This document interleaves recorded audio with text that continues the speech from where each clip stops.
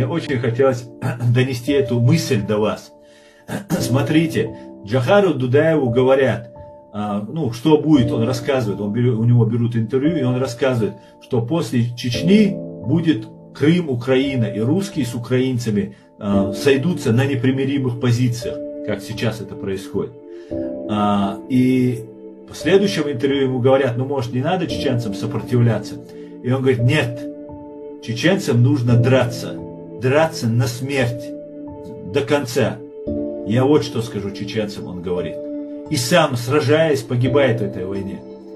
Поймите одну мысль, этот генерал, советский генерал, который очень хорошо знал изнутри эту фашистскую Россию, он давал время Украине, Казахстану, другим странам, сражаясь и погибая против этой фашистской империи.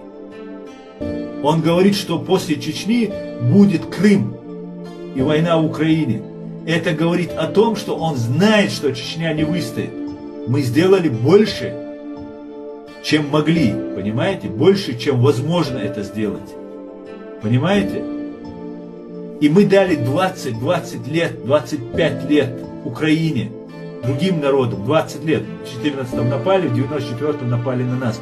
20 лет мы дали Украине, вырастить целое поколение. И вчера, разговаривая с украинкой, одной своей знакомой, она мне говорит, у нее сын, уже 20-летний, там за 20 лет, и говорит, это как мой Ваня, говорит, там у нас ребята в Украине, и они ровесники моего Вани, и они вообще не понимают Россию, они не знают, что это такое, они ее не принимают вообще никак. У них есть своя страна, и они это прекрасно понимают. Целое поколение выросло, 20-25 лет. И это время дал Джохар и чеченский народ всем вокруг, которые были. Только когда мы выдохлись, когда мы устали, Россия перенабралась, перегруппировалась и пошла уже с новой войной. Вот как нужно сражаться с врагом, с империей.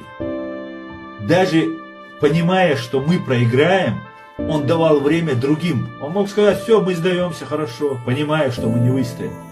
Он же понимает, раз говорит, после нас будет Украина. А вот на Украине, он сказал, будет конец Российской империи.